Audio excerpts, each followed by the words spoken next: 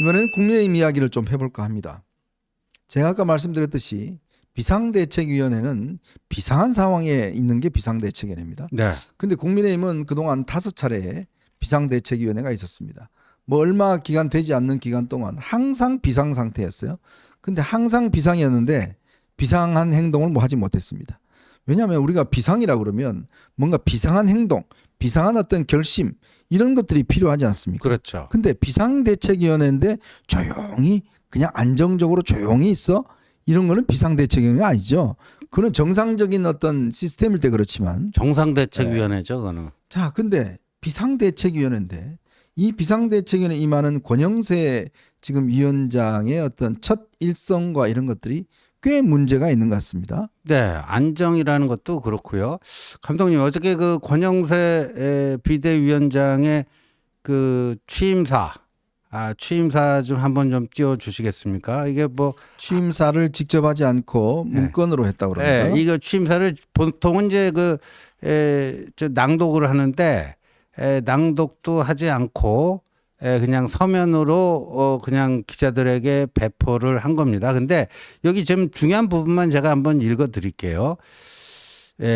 참으로 어려운 시기에 중책을 맡게 되어 정말 어깨가 무겁습니다. 무엇보다도 우리 국민들은 지금 하루하루가 너무 힘드신데 우리 당, 우리 국회, 우리 정치가 제 역할을 하지 못하고 있어서 너무나 송구스럽습니다 하면서 여기부터가 중요합니다. 비상계엄과 대통령 탄핵으로 불안과 걱정을 끼쳐드린 점, 국정을 책임지는 집권 여당의 비대위원장으로서 국민 여러분께 깊이 사과드립니다. 이렇게만 했어요. 네. 그러면 그냥 우리 그 대한민국 국민의 평균 감각, 국어 독해력 네. 이걸 가지고 한번 보자고요. 비상계엄과 대통령 탄핵으로 불안과 걱정을 끼쳐드린 점에 대해서 깊이 사과드린다. 그러면 계엄과 탄핵으로 불안과 걱정을 끼쳐드렸다. 사과드린다. 그러면 계엄은 잘 됐다는 거예요? 잘못됐다는 거예요? 탄핵은 잘 됐다는 거예요? 잘못됐다는 거예요? 이게 그 지점 있죠. 두루뭉술 사과입니다. 예를 들면 대통령 탄핵이 왜 나왔죠? 비상계엄 때문에 나왔잖아요. 탄핵소추가 비상계엄 때문에 나온 거니까 1차적으로 비상계엄의 잘잘못에 대해서 판단을 해야죠. 비상계엄이 정당한 것이었는지 부당한 것이었는지 그 당부에 대한 판단이 있어야 되고 그 다음에 그럼 그 비상계엄이 잘못됐다면 부당한 것이었다면 과연 대통령 탄핵소추를 하는 게 맞았는지 문제는 있지만 탄핵소추까지 가는 건 너무 과하다고 생각한 건지 비상계엄이 잘된 거라고 생각하면 대통령 탄핵은 당연히 거부해야 되는 거고요. 여러 가지 선택지가 있을 수 있잖아요. 네. 근데 아무것도 없어요. 아무런 판단도 없습니다. 계엄과 탄핵 두 가지 다에 대해서 깊이 사과드린대요. 아니 사과 앞에 깊이라고 하는 저런 형용사가 붙을 정도면요. 문제의 심각성과 어떤 문제점이 있는지를 정확히 찾아내야지 뭐 깊이 사과드립니다. 이런 게 나오잖아요. 없어요. 자, 바로 이제 이게 그래서 이제 언론들이 처음으로 사과했다. 네. 이렇게 이제 기사를 쓰긴 했는데 네. 저는 저걸 이렇게 쭉 문장을 읽으면서 제가 기자였다면 아마 저게 기자들의 일문일답이 있었다면 제가 정확하게 물었을 거예요. 네. 자, 권영세 위원장은 비상계엄을 잘했다고 생각하십니까? 못했다고 생각하십니까? 둘째, 대통령 탄핵에 찬성합니까? 반대합니까? 그렇죠. 자, 그리고 이 사과가 두 개 사건에 대한 어떤 이 잘못된 지점에 대한 사과인 것인지 아니면 이 두 개 사건이 그냥 일으킨 어떤 이 긴장과 분위기 네. 요거에 대해서만 미안하다고 하는 건지. 자, 이걸 좀 더 우리가 확장 해석하면 비상계엄이 성공했으면 괜찮았는데 실패해서 불편함을 드렸다. 그렇죠. 뭐 이런 걸로도 해석할 수가 있는 거예요. 아니 현정님 기억나죠? 12월 7일 토요일 아침 9시에 그 대통령 첫 번째 담화가 뭐였죠?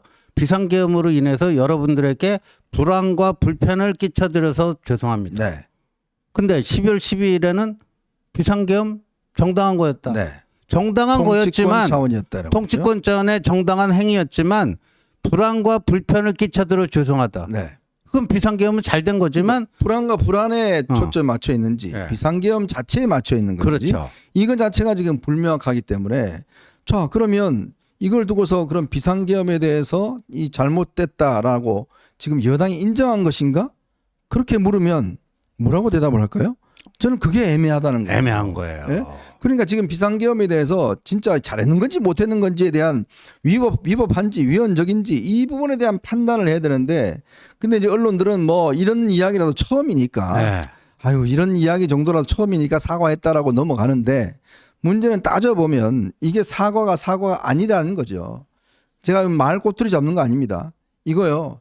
정확하게 이야기를 하셔야 돼요. 이 문제는 많은 국민들이 그동안 이것 때문에 지금 엄청난 혼란과 지금 그걸 겪고 있지 않습니까? 그렇다면 이 부분에 대해서 집권 여당의 지금 비대위원장으로서 과연 이게 옳은 것인지에 대한 정확한 판단은 내려줘야 되는 거 아닌가 싶습니다. 그래서 오늘 권영세 비대위원장이 또 백불을 했습니다. 그 백불 녹취록도 좀 띄워주세요. 그래서 그 부분을 더 확실하게 물었습니다. 왜 자꾸만 하죠? 그 아까 그 부분 어제 사과할 때 사과는 어제 이 문장으로 했죠. 그 육성으로 한 게 아니라 네. 어제 사과할 때 광화문 나온 국민 그 언급도 했어요. 네. 광화문에 나온 국민들을 보면 뭐 마음이 아프다 뭐 이런 얘기도 했거든요. 네. 근데 광화문에 나온 국민은 탄핵 찬성 국민도 있고 탄핵 반대 국민도 있었잖아요. 네. 네. 그렇잖아요. 그럼 광화문에 나온 국민이 찬탄파인지 반탄파인지 이것도 헷갈려서 오늘 기자들이 그 부분을 물은 거예요. 네. 광화문에서 우파를 지지하지만 우리 당과는 조금 다른 부분이 있다. 이 자통당 아닙니까? 네. 네. 예. 우파인데 우리 당과는 조금 다르다. 그 자통당 정광훈 세력이에요. 생각이 좀 다르더라도 예. 우리가 하나로 갈 필요가 있다. 그분들하고 함께 해 주셨으면 좋겠다. 그러니까 탄핵 반대 집회요? 그랬더니 그렇죠.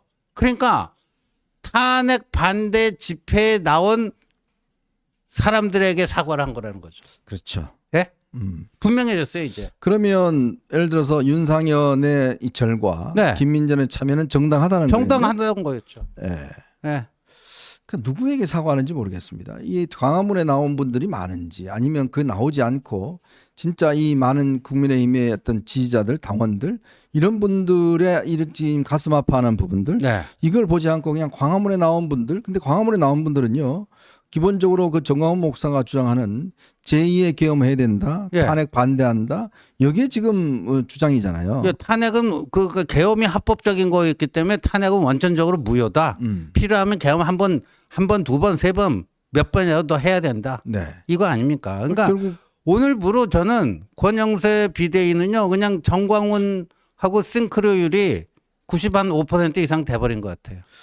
그러니까 이것 때문에 지금 보시면 이번에 이제 비상대책위원회를 뭐 구성을 했지만 특히 이미자 의원 저분 같은 경우는 이제 광화문 집회에 직접 참석했던 나갔던 분 분이죠. 아닙니까? 그죠? 예. 그리고 이제 조정훈 전략기획부총장 어제도 뭐 설명을 드렸죠. 뭐 이런 분들이라든지 강명구 비서실장 이분야말로 대통령의 최측근 아니겠습니까? 그러니까 이런 분들을 이제 포진했다는 의미는 결국 지금 또 권성동 원내대표와 하여튼 똑같은 입장들을 지금 가져가고 있잖아요. 그렇죠. 그 지금 헌법재판관 임명이나 뭐 등등에 대해서 똑같은 입장을 가지고 있는데, 그러니까 결국은 지금 이 당의 어떤 흐름을 사실상 이제 한동훈을 다 그냥 뭐라고 할까요? 지워내겠다.